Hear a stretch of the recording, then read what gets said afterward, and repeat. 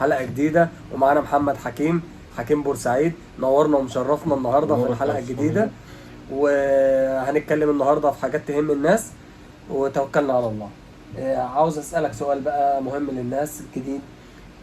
في ناس بتشكك في موضوع العملات ده إن هي ملهاش قيمة وملهاش تمن، واللي معاه عملة خايف يبيعها ويقول إن أنا بيضحك عليا. فيا ريت تشرح لنا وتوضح لنا النهاردة الموضوع ده. اولا قبل ما ابتدي اي كلام عايز اقول حاجه مهمه. الناس اللي بتشكك في اسعار العمولات او بتقول ان هي ما بتجيبش فلوس او الموضوع ده كلام وبس، عايز اقول لهم حاجه. تقريبا من شهر كان في مزاد على طابع بريد اتباع ب 2 مليون دولار. اكيد يعني اللي اشترى الطابع ده مش اهبل او مجنون عشان يشتري بالسعر ده، لا هو عارف هو بيشتري ايه. ده أكيد. ففي حاجات لها عشاقها، لها ناس بيحبوا يقتنوها. زيها زي، انا هدي مثال بسيط جدا ومثال شعبي زي الحمام. انا ممكن انزل السوق مثلا بشوف ناس بتشتري جوزين حمام مثلا بسعر اللي هو البلدي بتاعنا، وفي ناس بتشتري يقولوا لا ده عامل 3000 وده عامل 4000 وده عامل 5000 وده 10000. هل اللي بيشتري ده اهبل او مجنون؟ لا، هو عارف قيمة الحاجة اللي بيشتريها. طبعا. كل حاجة في الحياة دي ولها ثمنها، حتى البني آدمين، كل بني آدم وليه ثمنه، كل بني آدم وليه كرامته، كل بني آدم ولا قيمته. وليه قيمته في الحياة. تمام. فموضوع إن الناس تشكك أو تقول أصل الأسعار، أصل لا مفيش حاجة من الكلام ده، لا الحاجات دي موجودة. حضرتك تقدر تدخل إيباي، موقع إيباي الأمريكي، هتسمع أسعار خيالية جدا. يعني ريال السلطان حسين، سلطان فؤاد أنا آسف، وصل النهارده لملايين الجنيهات. بس ليه وصل لملايين الجنيهات؟ انا برضو بوضح نقطه عشان الناس بتقعد تقول هدور، لا، لان ما فيش في منه غير نسختين او 3 موجودين على مستوى العالم. حاجه تذكاريه يعني. في منهم بالنسبة نسخه معينة. منهم نسخه بالطالب مصر برجوعها موجوده في المتحف الانجليزي في لندن.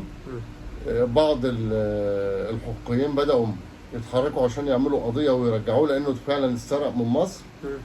وفي نسخة تانية موجودة في مصر، وبيقال إن في نسخة موجودة في إحدى الدول العربية.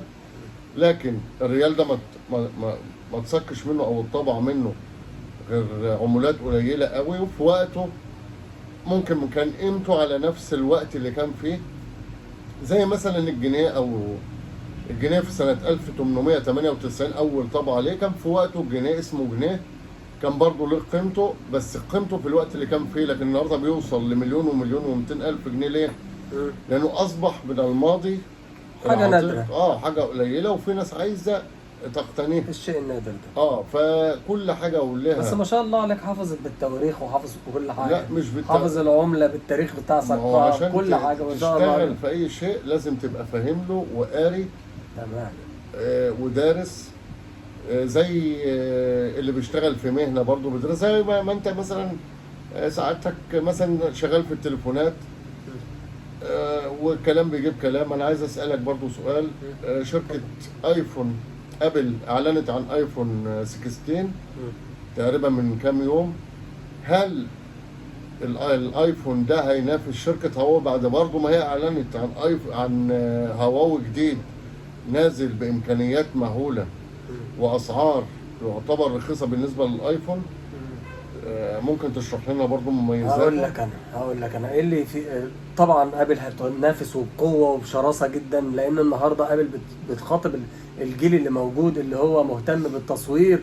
ابل النهارده عملت لك ايفون 16 معاك كاميرا سينما متنقله في ايدك في جيبك، موجوده متواجده طول الوقت. يعني امكانيات مهوله. طبعا امكانيات رهيبه، عامله امكانيات رهيبه بجد، بسلو موشن، بكل حاجه، بكل امكانيات الكاميرا السينما العاليه اللي بتصور افلام كمان. هل هيبقى شبيه ال 15 ولا هيبقى مختلف؟ لا مختلف كتير. انت النهارده ابل عملت ال 16 وال 16 بلس، دول حطت كل امكانيات الكاميرات العاليه والبروسيسور العالي فيهم، وده ما كانش متواجد في 15. بس التليفون مش هيعتمد على كاميرا بس يعني. لا حاطط. انا بتكلم على النهارده لما سعره يعدي ال 100,000.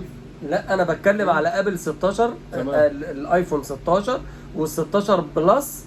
دول الجهازين دول ما كانش فيه الامكانيات، ابل ما كانتش بتحط الامكانيات لا في ال 15 ولا ال 15 العادي، ما كانتش بتحط كل الامكانيات فيهم، وكانت تمام. بتغير، كانت بتفضل دايما فئه البرو والبرو ماكس.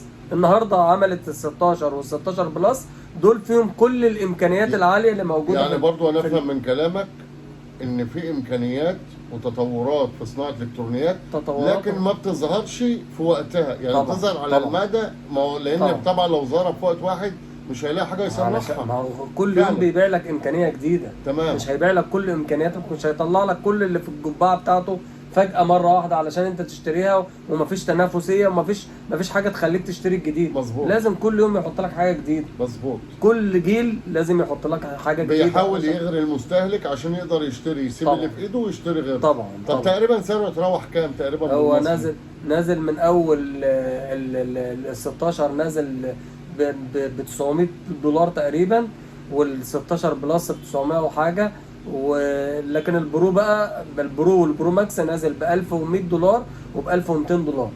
ده يعني والبري بالسوق اوردر، المصري. والبري اوردر الوقت شغال لغايه دلوقتي. اخواتنا في الامارات واخواتنا في الكويت كل دول ممكن يعملوا بري اوردر ويستلموا يعني في آخر تقريبا في الشهر. حدود 70 80 الف جنيه. يعني بالمصري مثلا ال 1100 دولار دول غالي، يعني يخش لهم 60000 جنيه مع الجمهور. يعني بس تمام. الكلام ده بره مصر طبعا، الكلام ده مش جوه مصر. احنا النهارده الايفون الجديد بينزل بره في الخارج بيتحط عليه 20 و30 الف جنيه جوه مصر، يعني لما بيوصل هنا. تمام. لان البري اوردر بيبقى من اول 9، من اول شهر 9، وبعد كده بتستلمه في اول 10 تقريبا التليفون، واليوم ما بينزل فيه الموبايل الجديد دون بيبقى فيه تنافسيه في البتاع. الشكل العام بالنسبه للايفون 16 شبيه بال 15. نفس الشكل تقريبا، الشكل. بس هو حطوا لون جديد، اللون الجديد اللي هو الاسود اللامع، والكاميرات الفريم بتاع الكاميرات، يعني هيبقى وضع كاميرات واحد، فريم هي الكاميرات دي. بقى اعلى شويه، والكاميرا العدسه بقت اكبر شويه. ده في البرو ماكس والبرو. يعني احنا نقدر نقول لكن في ال 16 العادي ثواني يا أستاذ والبلس حميدو. بقى يعني كاميرتين بالطول. يعني دلوقتي الكاميرا هتبقى اعرض او اكبر. طبعا فتحه يعني العدسه برضه احنا هنقول برضه ان هو بيقلد شركه ريلمي. لا لا لا لا ما هو صح. كده تقليد. بص يا استاذ محمد، انا عاوز افهمك حاجه. مم. ابل بتصنع تمام. وبتعمل والكل بيمشي وراها. تمام. اتفرج على من اول الايفون اكس اس ماكس، اول شركه عملت الكاميرتين اللي فوق بعض الكل قلد وراها. بعد كده عملت الثلاث كاميرات كل قلد التصميم وراها. لا بس يا جماعه عايز اقول لكم على حاجه، ان التصميم اول وكل جهاز بيرسم. ايفون نزل في التاريخ، تاريخ شركه ابل، كان افشل جهاز.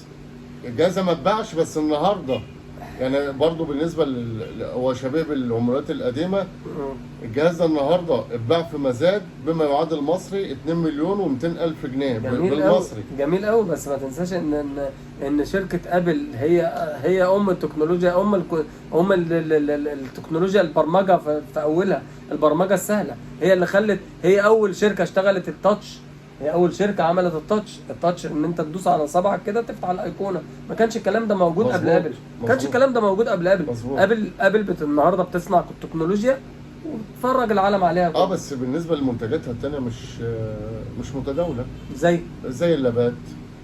مين اللي قال لك؟ لا لا لا لا لا انت ما بتشوفش الكلام ده. انا بشوف شركه اعلى مبيعات في العالم شركه لينوفو بالنسبه كل المبرمجين الجامدين في العالم يا محمد، كل المبرمجين الجامدين في العالم عندهم ايكو سيستم من شركه ابل. الايكو سيستم ده اللي هو الساعه بتاعته مع اللابتوب مع التابلت مع السماعه، كل ده يعني العلم بيتطور طبعا. ايكو سيستم تناغم بين المنتجات بتاعت ابل مع بعض. كل المبرمجين شغالين بمنتجات ابل، مفيش حد من النهارده مش شغال بمنتجات ابل من المبرمجين الجامدين اللي هو شغلهم والكارير بتاعهم في التكنولوجيا. في حاجه يا جماعه لازم تاخدوا بالكم منها، ان ابل الامريكيه ما بتصنعش في امريكا على فكره.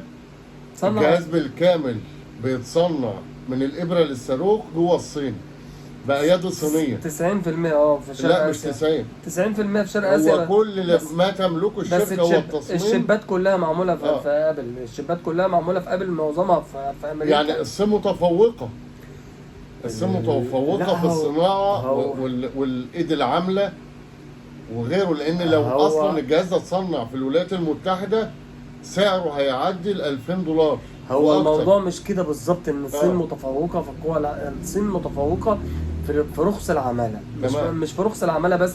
انت التكنولوجيا كلها بتتعمل فين؟ في معامل ابل. مظبوط. تمام، احنا مظبوط. نتفق كلنا على ده. مظبوط. انت الميكروشيب كلها ما بتتعملش ولا في الصين ولا في امريكا. مظبوط. كل الميكروشيب في العالم بتتعمل في تايوان. مظبوط. تمام، تايوان هي اللي ماسكه الخط ده، والتكنولوجيا والابحاث بتاعتها معموله في امريكا. مظبوط. فاحنا نكون متفقين بس هواوي برضه منافس شرس. طبعا شركه هواوي محمد هي اللي بتعمل رغم كل الشبكات، 90% من شبكات العالم. رغم شبكات كل الارسال الضغوط والحظر اللي موجود عليها، لكن هي رقم 1 في العالم. ما هو الضغوط والحظر ده اتعمل ليه؟ آه. علشان امريكا تفوقت. لا، عشان امريكا فكرت ان هواوي بتتجسس عليها، لان لا، هي اللي عامله الشبكات عندهم. مظبوط. فهو ترامب لما طلع قال لك الصينيين بيتجسسوا علينا. لا، ما كانش تجسس، هو كان هواوي تطورت. هو الموضوع مش تطور ولا آه. حاجه، هو الموضوع سياسي بحت. دي نقطة ضغط على الصينيين، ودي نقطة ضغط على الأمريكان، فالموضوع سياسي، احنا براه خالص. احنا بنتكلم النهارده في التكنولوجيا والحاجات دي.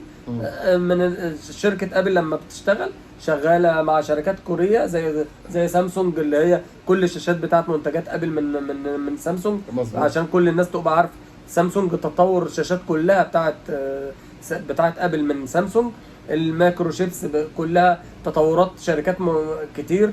هي بتبيع تكنولوجيا وبتبيع اكسسوارات. يعني ايفون 16 نازل بامكانيات مهوله ورهيبه، مهوله جدا للي غاويين تصوير. هو مع كاميرا سينما متكامله، سينمائيه، مش هقول لك كاميرا فيديو متكامله، لا، كاميرا سينمائيه متكامله بكل ابعادها جوه تليفون ابل الجاي ان شاء الله. احنا النهارده مبسوطين جدا ان احنا مع بعض النهارده، ودي مش اول ولا اخر حلقه ان شاء الله مع بعض. وهنتكلم في حاجات تانية كتير، وتشرفنا بحضراتكم ونورتونا، ويا ريت الدعم بتاعكم، المتابعات على التيك توك. تمام، محمد حميدو بالعربي، لايك ومتابعه واكسبلور. محمد حكيم، لايك ومتابعه واكسبلور. وتابعونا على اليوتيوب، اسم القناه محمد حكيم بورسعيد. تابعوا معانا كل جديد، ونشكركم ونشوفكم على خير. السلام عليكم. وعليكم السلام.